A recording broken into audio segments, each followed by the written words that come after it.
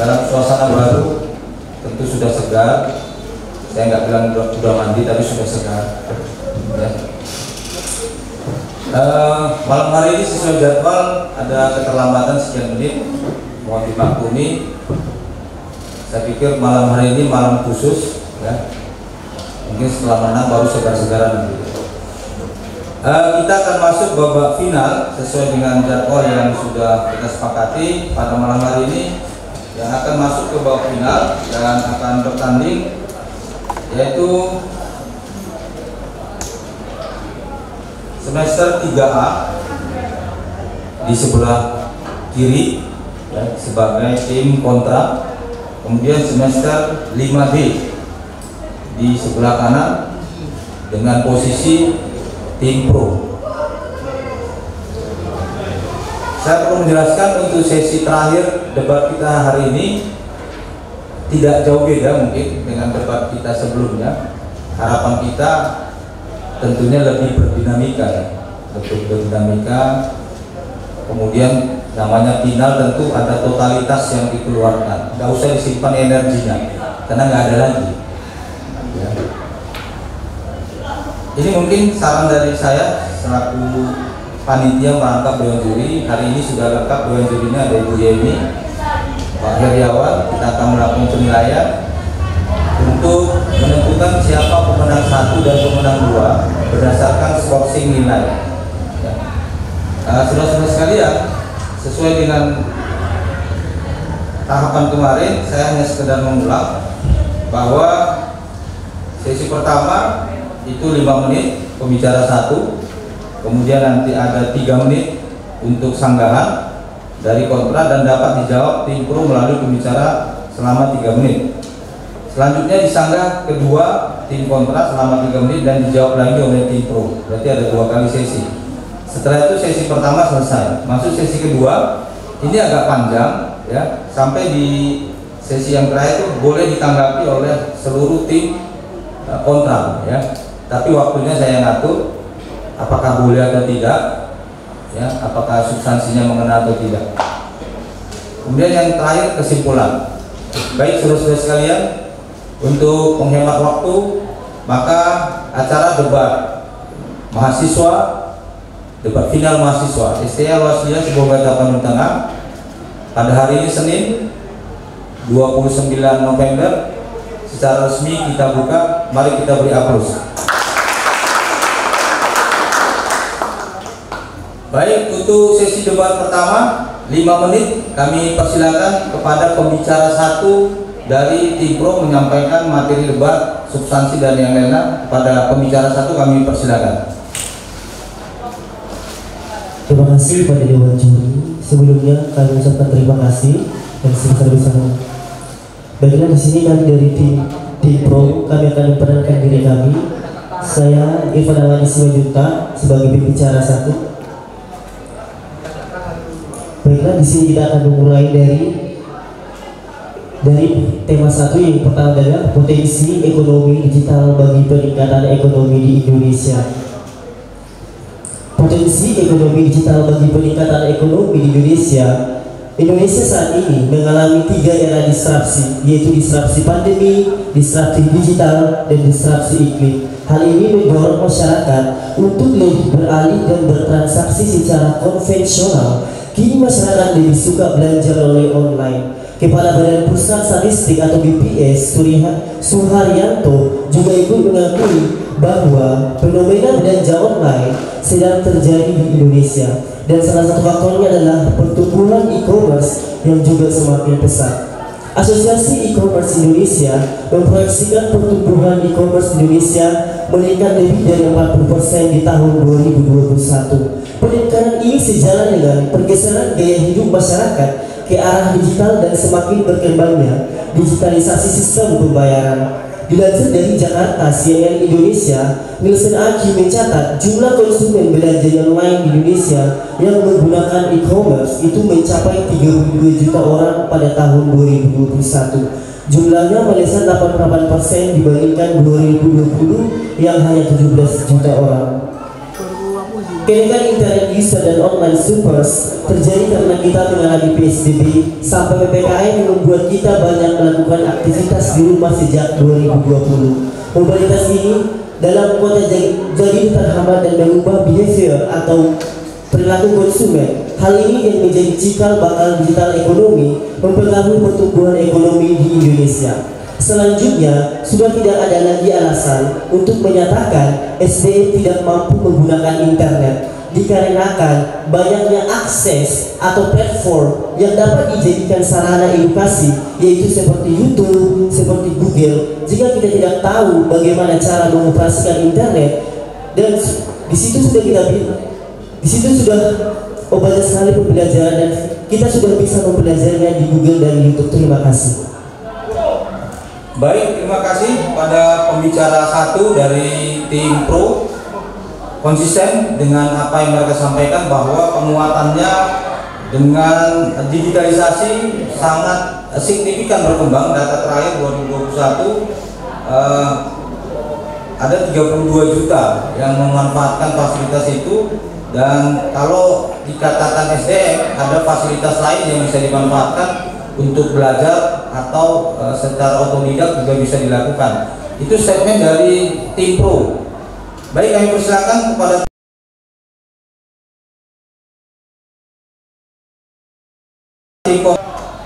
Terima kasih.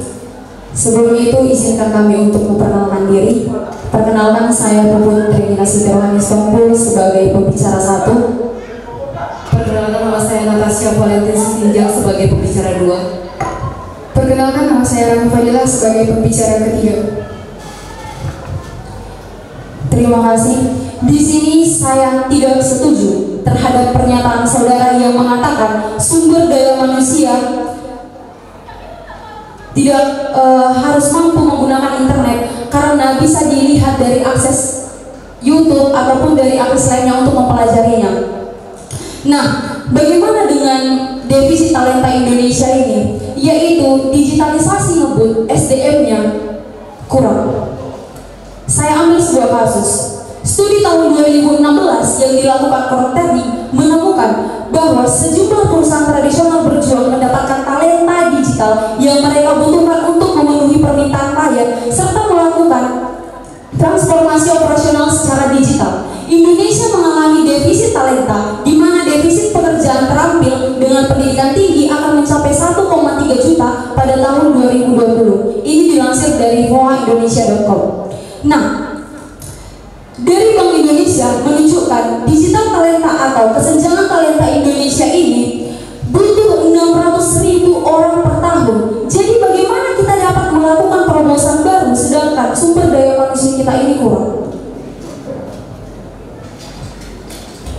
baik, itu mungkin tanggapan dari pembicara satu dari kontra. Data-data mereka juga membuktikan bahwa tidak efektif ya, bahkan juga diperlukan SDM yang lebih banyak menurut data mereka. Silakan kepada tim Pro menanggapinya. Kuncinya di sini adalah walaupun SDM tentang OIT kita kurang, kuncinya adalah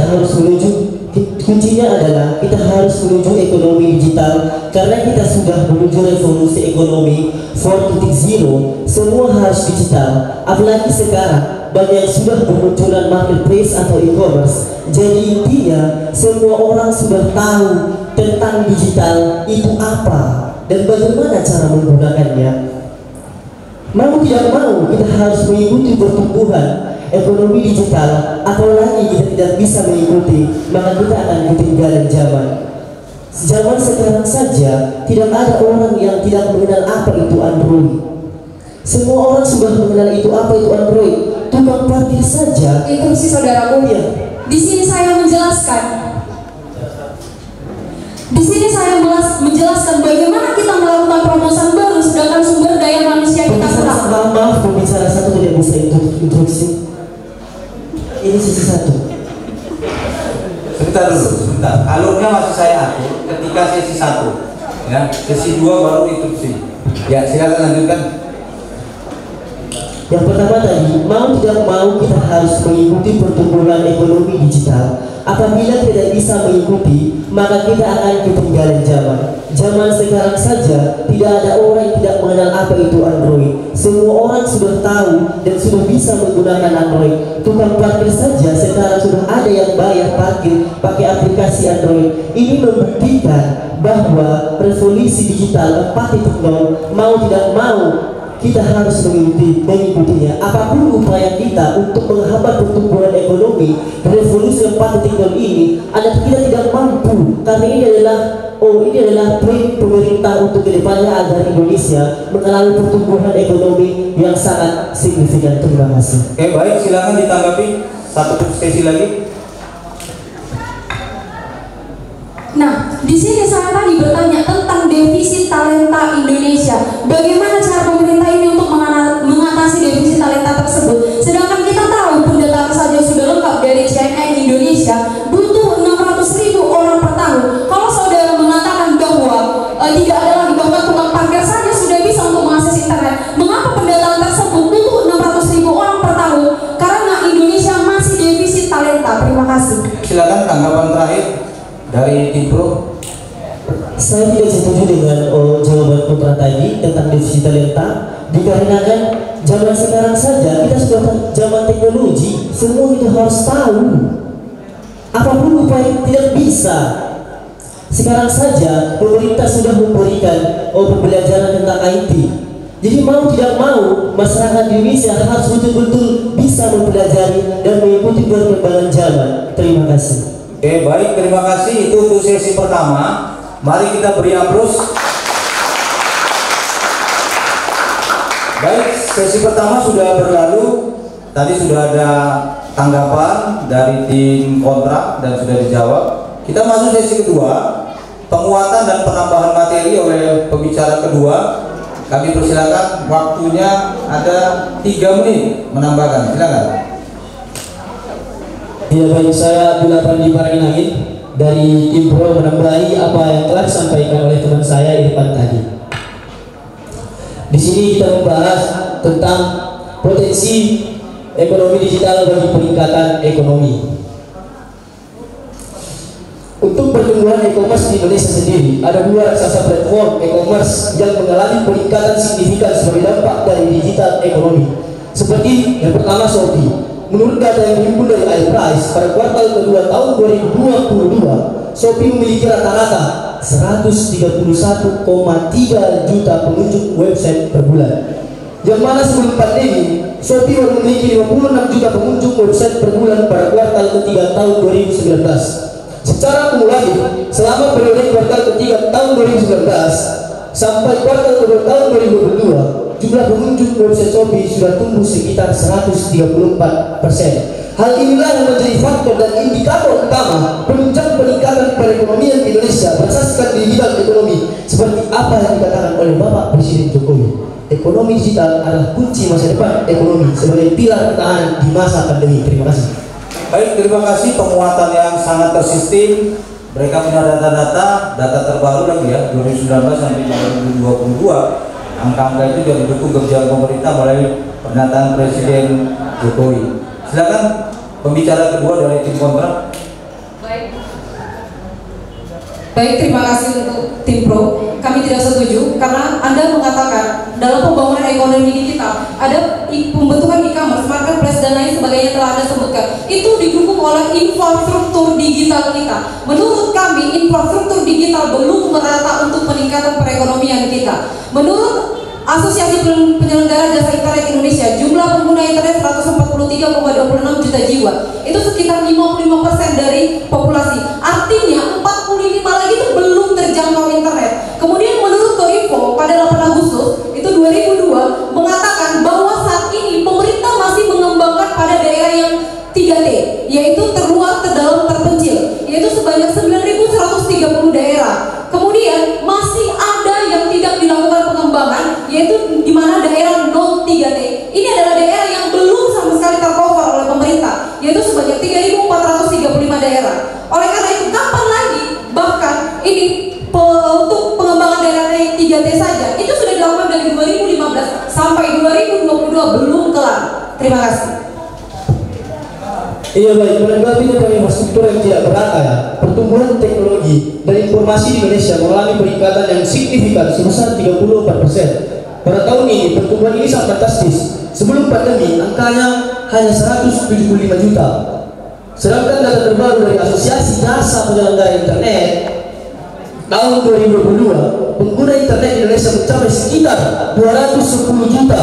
Artinya ada penambahan sekitar 35 juta pengguna internet di Indonesia, yang mana dapat diartikan pemerataan infrastruktur teknologi internet tadi sudah mulai diratakan oleh pemerintah.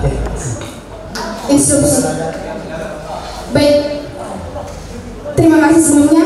Di sini saya ingin menambahi juga dari pembicaraan kedua, di mana apakah saudaraku dari tim Pro, apakah saudaraku mengetahui bahwasanya pada tahun 2019 Bapak Jokowi, Bapak Presiden kita, Bapak Jokowi dalam pembangunan yang disebut dengan Nawacita, dan di mana Nawacita tersebut pada nomor 2, 3, dan 5 berfokus terhadap daerah-daerah 3T, terpencil, terluar, dan terdalam. Tapi kenyataannya pada saat ini, hingga saat ini tahun 2022 masih belum terrealisasikan. Dan perlu kita ketahui pula bagaimana peran pemerintah ini. Apakah pemerintah ini hanya ingin mengembangkan jaringan-jaringan di internet itu, pengembangan teknologi itu hanya yang ada? Seperti yang kita tahu, sekarang sudah terdapat ingin pengembangan jaringan dari 4G menuju 5G.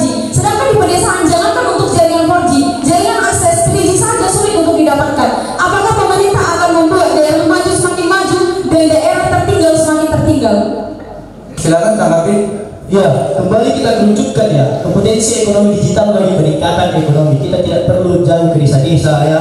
Yang saya maksud di sini, dari tahun 2020 di tahun 2022 pengguna internet di Indonesia mencapai sekitar 210 juta jiwa. Oke? Dan ini mengalami peningkatan dari tahun sebelumnya sebanyak 35 juta. Pembangunan yang sama kita ketahui bersifat berkelanjutan. Interupsi. Ya, sebentar dulu, biar dijawab dulu. Bersifat berkelanjutan. Jadi, dengan adanya peningkatan dapat melihat peran pemerintah di sana dalam meningkatkan internet yang merata.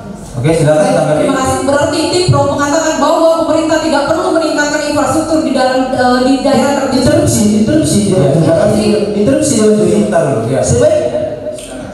Dewan Juri yang terhormat, sepertinya analisa dari tim kontra sudah mulai rancu.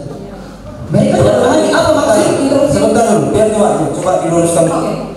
Anda mengatakan bahwa sudah berpotensi, nyatanya tidak ada, nyatanya masih belum membangun daerah. Apakah ada menurut Anda bagi pemerintah kita? Interupsi Dewan Juri. Ya. Sepertinya argumen-argumen dari tim kontra sudah mulai rancu. Mereka tidak mampu menganalisis apa yang saya cakap. Yang saya sampaikan adalah 35 juta pengguna internet di Indonesia itu adalah penambahan dari tahun 2021.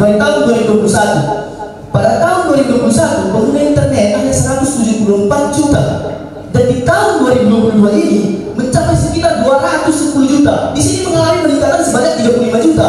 Jadi saudara, di setiap tahunnya mengalami peningkatan. Kita dapat melihat siapa lagi yang memberikan kalau bukan pemerintah. Seperti itu kira-kira. Baik, terima kasih. Saya tetap tidak setuju. Bagi saya pemerintah itu harus merata melakukan, karena daerah juga, kota terkecil itu juga merupakan prospek besar bagi pemerintah kita. Saya tidak menyampaikan bahwa desa-desa itu atau daerah tertinggal. Saya tidak bilang itu tidak. Tolong analisisnya diperbaiki. Baik, terima kasih. Saya sangat menolak apa yang Anda katakan. Kemudian mengenai e-commerce tadi yang Anda katakan, ada persaingan semakin ketat. Menurut kami, dengan adanya digitalisasi, batasan kita itu dengan negara lain itu menjadi kabur. Kemudian sekarang produk luar negeri itu gampang sekali masuk ke sekarang dengan kita. Interupsi.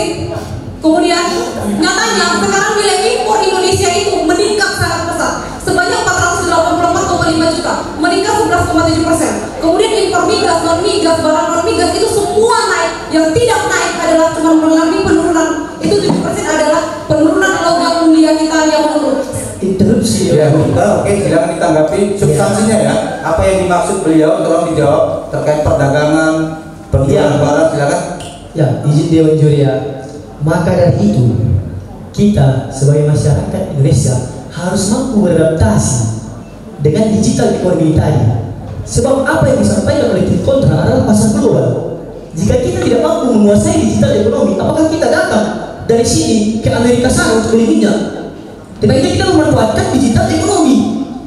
Tadi dari tim kontra sendiri mungkin sudah saya bahkan dengan apa yang kami sampaikan. Terima kasih. Instruksi. Ya, silakan. Baik, di sini saudara dari tim Pro, terima kasih sebelumnya. Teknologi membuat sesuatu yang tidak mungkin menjadi mungkin. Namun, saudaraku, peran yang paling penting adalah sumber daya manusia dan pembangunan infrastruktur yang menjadi penggerak bagi peningkatan ekonomi era digitalisasi, saudaraku. Ini menyangkut SDM ini, silakan. Menyangkut SDM, sama seperti yang disampaikan oleh teman saya tadi, tidak ada lagi alasan untuk masyarakat atau di sekitar kita saja. Tidak ada yang tidak mampu menggunakan Android.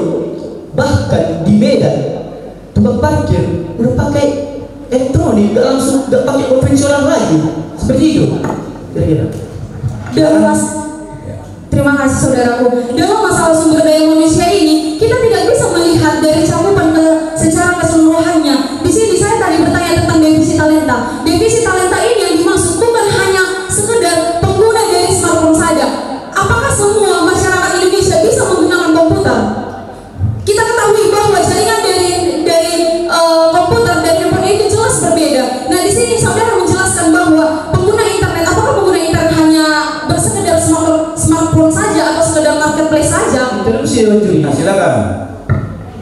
Internet merupakan jantung dari digital ekonomi. Internet adalah jaringan yang menghubungkan antara kita dan teman-teman kita atau produsen maupun distributor atau konsumen yang jauh dari tempat kita. Sekian, terima kasih. Instruksi. Iya, silakan. Terakhir ya, terakhir instruksinya, silakan. Baik saudaraku dari tim Pro, di sini menurut hasil riset Kemenkominfo pada tahun 2021, rata-rata kecepatan internet di Indonesia masih tergolong rendah. Karena kenapa, saudaraku? Pada tahun 2021, internet sebesar 80% dari 265,4 juta jiwa di Indonesia. Namun hanya 59, terima kasih saudaraku, hanya 59 yang hanya aktif menggunakan internet tersebut. Oke, Terima kasih. data tadi bisa dijelaskan? Baik. Kuncinya, jika saja Indonesia tidak mengikuti, tidak mengambil potensi ekonomi digitalnya, maka Indonesia akan tertinggal dari revolusi 4.0 menuju 5.0. Terima kasih. Oke, baik, terima kasih saudara-saudara sekalian.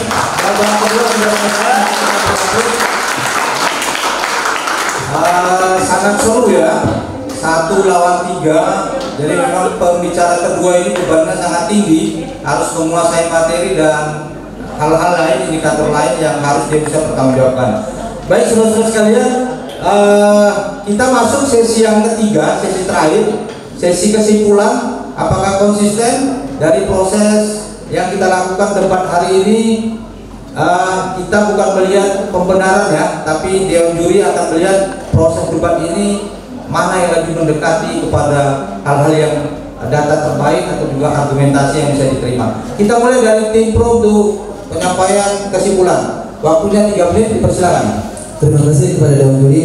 Baik, kesimpulan debat tim Pro adalah di Indonesia kini masyarakat lebih suka belanja melalui online, dan juga bahwa fenomena belanja online memang terjadi di Indonesia, dan semakin berkembangnya digitalisasi sistem pembayaran sehingga meningkatkan pengguna internet di Indonesia naik 32% dari 34 juta menjadi 45 juta orang sepanjang tahun 2021. Terima kasih. Baik, lanjut ke kontrak. Baik, terima kasih kepada Dewan Juri dan saudaraku dari tim Pro. Di sini saya akan menjelaskan atau memberikan argumentasi kesimpulan dari pembicara 1 dan pembicara 2 dari tim kontra. Baik, kesimpulan yang dalam mosi perdebatan kali ini, saya akan menegaskan kembali, saya akan menekankan kembali bahwasanya kami kontra bukan terhadap temanya, tetapi terhadap argumentasi dari saudara. Tema ini benar adanya, namun yang kami kontrakan adalah argumentasi dari saudara tim Pro. Lalu perlu kita ketahui bahwa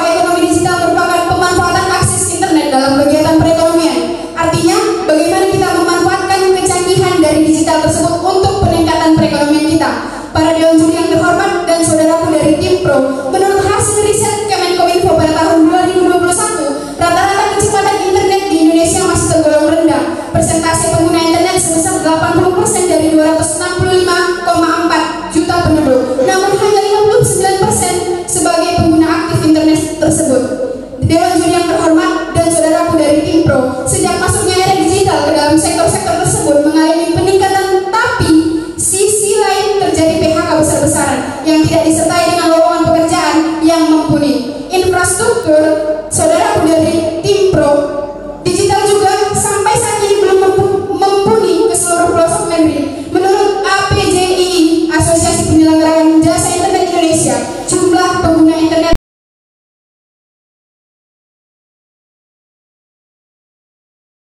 dari populasi, artinya masih terdapat 45% sisanya, yakni sekitar 117 juta masyarakat yang belum tersentuh internet. Potret tersebut menunjukkan pemerintah masih memiliki PR dalam pembangunan infrastruktur telekomunikasi agar internet dinikmati di tiap jengkal wilayah di Indonesia. Dengan kata kunci yang kami tarik pada saat ini adalah teknologi membuat sesuatu yang tidak mungkin menjadi mungkin, namun peran yang paling penting adalah sumber daya manusia dan pengembangan infrastruktur yang menjadi penggerak bagi peningkatan ekonomi di era digitalisasi. Terima kasih. Oke, kita beri aplaus nih. Kesimpulan sudah disampaikan oleh masing-masing tim dan Dewan Juri sudah mendengarkan ya. Sangat menarik ini. Tentu Dewan Juri yang bertiga ini akan memberi penilaian. Nilainya tentu tidak sama dalam aspek apa dia menilai ya. Dan keputusan malam ini adalah keputusan final ya. Sebelum kita mengumumkan, seperti biasa di sesi terakhir ini kita minta pendapat dari Dewan Juri. Kita awali dari Ibu Yeni, kami persilakan. Baiklah, terima kasih kepada Bapak Koordinator lah saya sampaikan ya, Pak Indra. Assalamualaikum warahmatullahi wabarakatuh. Yang sama-sama kita hormati di sini Bapak juri yang hadir, kemudian peserta final dua kelompok yaitu 5D sebagai tim pro dan juga 3A sebagai kontra ya. Dan juga kami juga mengapresiasi teman-teman yang tetap setia melihat berlangsungnya debat terakhir itu atau penentuan pemenang. Seyogianya sebenarnya seluruh peserta adalah pemenang bagi ibu dan menimbulkan kebingungan yang mana ini sih, dua-dua seru gitu ya, dua-dua kayaknya udah masuk ke tingkat nasional. Perasaan ibu aja kali ya kan, rasanya ibu bangga gitu mendengarkan kalian walaupun kalian ini, tapi dalam pikiran saya bukan ini jelek yang bukan itu tadi. Wow, mahasiswa STI sebenarnya sudah memiliki potensi sebesar ini gitu ya, yang tidak pernah kita munculkan keluar dan tidak pernah kita kenalkan ke kampus-kampus lain yang saya rasa tidak kalah jauh ya dari kampus-kampus lain gitu. Ini perlu kita bawa keluar ya Pak ya, untuk kita munculkan sebagai daya tarik dan juga memperkenalkan ini loh, kami di daerah Sibolga tapi kami tidak kalah saing dengan daerah regional lainnya yang di kota-kota besar gitu. Untuk tim pro dan juga kontra saya lihat sangat sering sekali pembahasan. Walaupun misalnya kalau pandangan ibu, misalnya kalau namanya kalian berargumen bahasa-bahasanya itu sudah bagus, sudah tidak menunjukkan bahasa-bahasa daerah yang terlalu kaku ya, sudah seperti orang akademik, memang betul-betul akademik gitu penyampaian itu, bahasa-bahasa general dengan ranah ilmiah itu sudah muncul gitu ya kan. Tetapi untuk tim pro dan juga untuk pembicara pertama ya, saya biasanya ya saya bahas satu-satu gitu, ketika satu lawan satu, baca satu gitu. Tim pro itu memang sudah fokus dengan ininya, cuma untuk pembicara satu masih banyak saya lihat presentasi melihat catatan ya. Penguasaan itu tidak penguasaan materi, kita nggak ada istilah menghafal di sini, tetapi istilahnya wawasan, setelah membaca memahami gitu ya.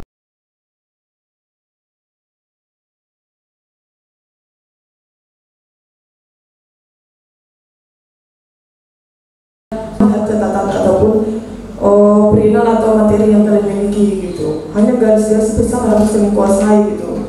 Tetapi kalau misalnya tim kontra bicara satu satu sudah bagus ya, saya rasa sudah menguasai juga dan bisa mengembangkan. Kemudian pembahasan kedua, untuk kedua ini juga sama-sama bagus, antusias gitu. Cuma di antara kedua ini saya nggak bilang satu atau apa. Saya lihat hanya bahas menyalahkan pemerintah aja. Tidak mau memperkenalkan, mengembangkan. Bahkan kalian sekarang ini sedang duduk di perguruan tinggi. Tidak langsung to the point, tindakan-tindakan pemerintah yang untuk misalnya permasalahan tadi SDM ya. SDM udah pembahasannya salah satunya gini loh teman-teman kontra, kita sudah sekarang ini mengalami bahwa memang di kurikulum pendidikan di perguruan tinggi juga sudah harus memaksa kita untuk mengenal digital. Salah satu adalah cara meningkatkan SDM-nya gitu. Gak ada ini mahasiswa duduk di perguruan tinggi kenapa tidak bahas dirinya sendiri? Saya kira gitu aja dari tadi. Ini mahasiswa loh yang lagi berdebat, tetapi tidak ada menimbulkan ataupun membuat jawaban itu menjadi bahan jawaban itu dirinya sendiri gitu. Kita juga sudah teman-teman juga merasakan kan bahwa saat ini dulu kita sudah sering Pak ini bahkan tema debatnya digital. Tema ini sendiri sudah membuat nalar kalian itu sudah harus mengenal sejauh mana perkembangan digital di Indonesia kan jadinya. Nggak ada kesan kenapa regulasi pemerintah itu salah satunya adalah di kurikulum di Kemendikbud. Jangankan anak kuliahan, anak SD pun sudah ke sana katanya kan. Kenapa mereka hanya bicara tentang infrastruktur digital? Dari tadi ngomongnya bahwa infrastruktur digital, kenapa nggak ngomong perguruan tinggi gitu ya kan? Regulasi di perguruan tinggi kenapa? Berarti catatannya itu ada bukan memprotes bahwa perlu lagi pengesahan dan juga wawasan lebih luas. Lagi berarti ya pembahasan itu harus ada istilah, memang waktunya agak ini, tetapi ini adalah pemasangan. Kemudian untuk pembicara 3 sudah bagus juga, apalagi di bagian kontra ya, kesimpulan yang disampaikan itu sudah sangat dari tadi bukan bilang kenapa ya kesimpulan ini nggak pernah membahas tentang ini sudah ini mewakili. Saya rasa dua-dua bagus, walaupun masih ada kurang-kurangnya itu ya, hanya manusia dan harus perlu diasah. Salah satunya kita akui memang wawasan kalian dalam solusi argumen namanya ya. Semua betul-betul ya.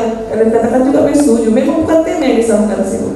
Tetapi apakah di dalam argumen ini timbul pikiran-pikiran yang lebih misalnya mau ke digital semua. Bahkan ibu kasih tahu ya, ini juga wawasan bahwa kampus tidak boleh lagi membuka prodi yang tidak berbau dengan digital. Ya, semua harus sistem digital. Makanya baru ini kita mengajukan prodi bisnis di digital karena dia tidak mau lagi prodi cuma manajemen. Tidak ada lagi loh, bukan manajemen, tidak ada lagi manajemen perkantoran, manajemen bisnis, tidak ada lagi apa yang sekarang prodi itu disuruh nggak dibolehkan. Sekarang harus digital. Pokoknya semua itu sudah kayak vokasi, ya kan? Tidak ada lagi akademik, semua vokasi, praktek. Bikin apa nih? Tambah di sini mau bikin apa, gitu ya? Oke, saya rasa dua-dua adalah tim yang saya banggakan. Saya bangga dan juga merasa senang lah, rupanya ada ya Pak yang bibit-bibit alumni seperti ini. Semoga kalau ada rezeki kita bawa ke tingkat regional bahkan nasional, walaupun terlebih dahulu nanti dibawa Pak Hendra di tingkat daerah gitu ya. Amin. Oke, saya kasih aplaus. Saya sudah Aidena. Assalamualaikum warahmatullahi wabarakatuh. Ini kelihatannya udah jelas curinya pro kemarin ya kan? Statement itu menentukan ya. Kita minta komentar dari Pak Heriawan, persilakan. Jangan lama Pak, agak ada ini gitu. Udah di apa? Mic-nya dulu. Ini cewek semua, ini cowok semua. Maunya sekarang gitu ya kan? Oke, terima kasih kepada rekan saya Juli ya. Di sini final ya antara 5D dengan 3A. Ya, saya pun bingung juga, tetapi ada juga seharusnya harus, kan itu. Ada satu, ada yang dua, kan itu. Kita pilih, ya. Di sini hanya saya ingatkan kembali secara global, ya. Tema ini kan potensi ekonomi digital bagi peningkatan ekonomi. Ya, tadi pun sudah saya ingatkan kembali juga. Lihat temanya, kemana kita arahnya? Ya, apakah ke tekniknya, apakah peningkatan ekonominya? Kan itu. Tadi saya tidak melihat peningkatan ekonominya, tapi yang saya dengarkan peningkatan apanya? Ekonomi digitalnya. Di mana tingkat peningkatan ekonominya? Kan itu. Apabila kita menggunakan ekonomi digital, apa yang ditingkatkan? Bisa kita jelaskan. Apalagi kalian di sini sepertinya harus kalian perhatikan. Ya, memang kalau di dalam sistem retorika udah lumayan, udah bisa. Tapi kalau kita berangkat ke tingkat yang lebih tinggi lagi, itu dilihatnya. Jangan dikatakan nanti, ya dia pintar ngomong, tapi isinya bagaimana? Kan itu. Nah, di situ dia. Itu sebagai tanda apa? Tanya untuk kalian untuk memperbaiki diri untuk kedepannya lagi, kan itu. Ya, hanya itu saja. Mungkin yang lain dalam sistem retorikanya memang harus diperbaiki, tapi udah mendekati ya berbicaranya ya. Oke, sekian dari saya masukan. Saya kembalikan kepada Bapak rekan juri.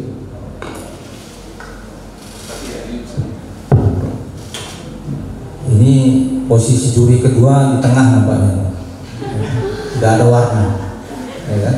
Baik, saya terakhir dan harus saya berikan pernyataan bukan keberpihakan, ya kan?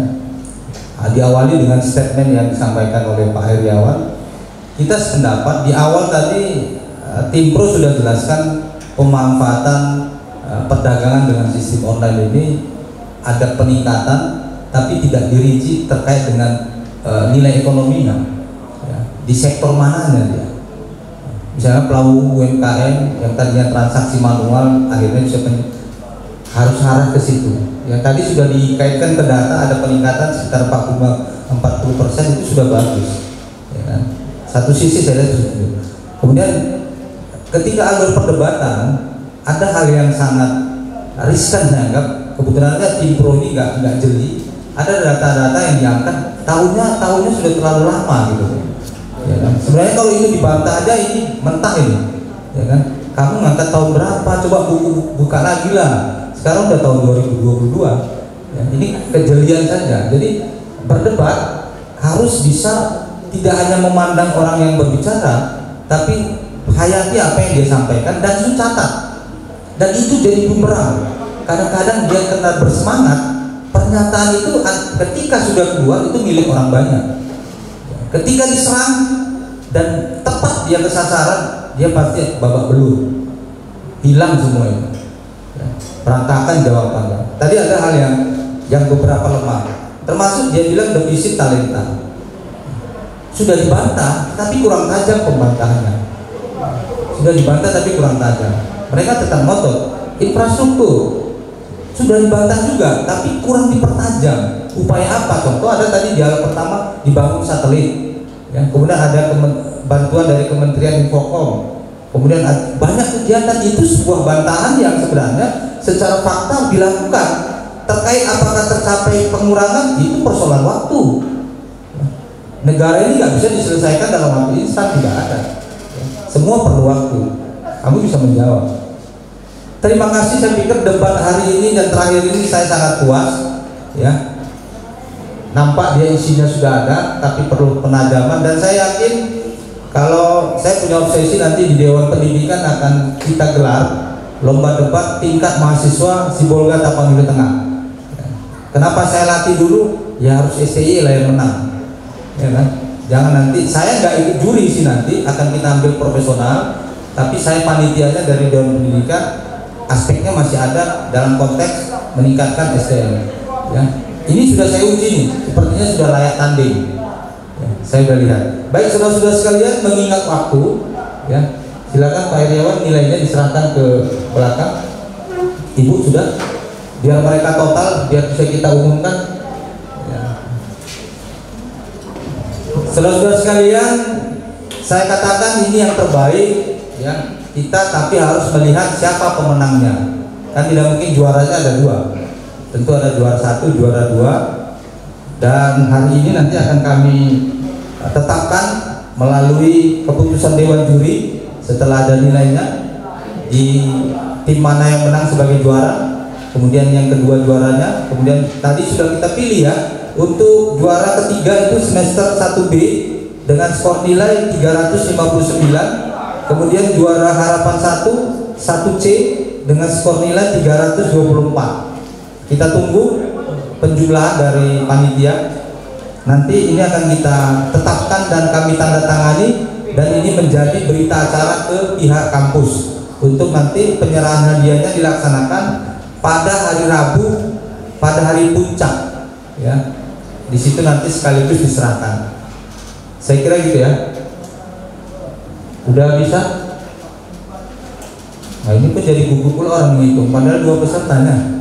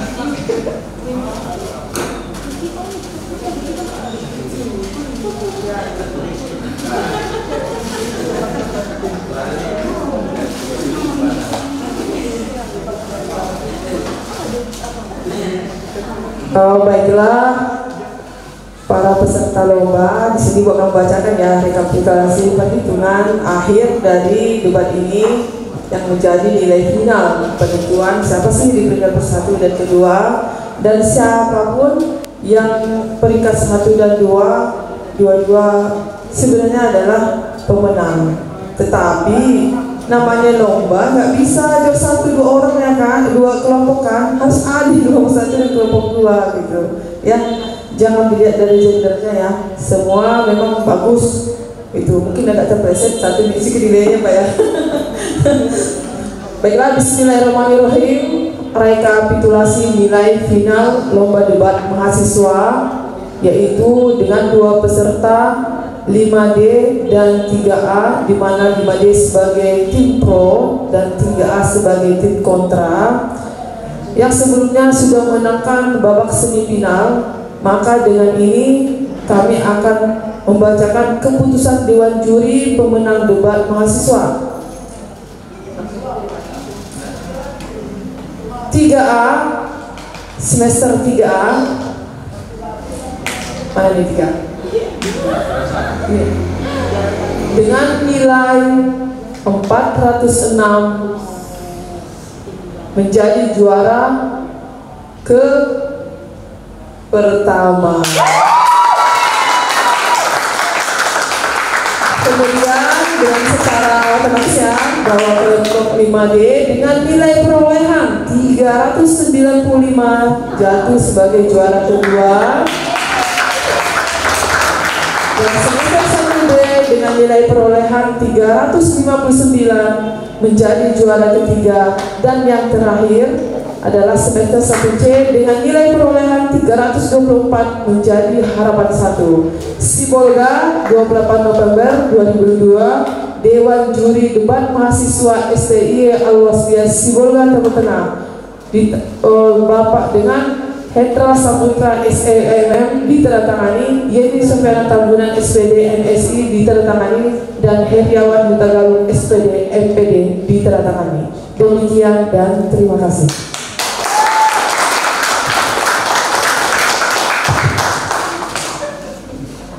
Baik, skor nilainya sangat tipis, ya, sangat tipis, agak sulit karena jurinya ada 3. Bisa aja saya proposi A, ibu di proposi B, ya kan? Tapi itulah penilaian dan secara prinsip saya pikir dua-duanya ini sangat baik, ya. Tolong dijaga kemampuan, meningkatkan terus, tetap produktif, rajin membaca dan berani berkomunikasi dengan siapapun. Baik, saudara-saudara sekalian, saya kira ini pertemuan kita pada malam hari ini. Terima kasih atas partisipasi kita semua.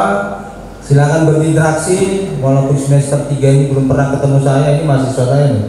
Ya, saya ngajar di semester 5. Ya. Kalau dibilang saya pro nanti marah itu, tapi kondisinya seperti itu kalah juga. Ya. Oke, baik saudara-saudara, terima kasih atas partisipasi kita. Maka dengan izin kita bersama, lomba debat antar mahasiswa STI Al-Wasliyah Sebuah Tahun Tengah secara resmi kita nyatakan ditutup. Terima kasih. Assalamualaikum warahmatullahi wabarakatuh. Untuk selamat dulu ya.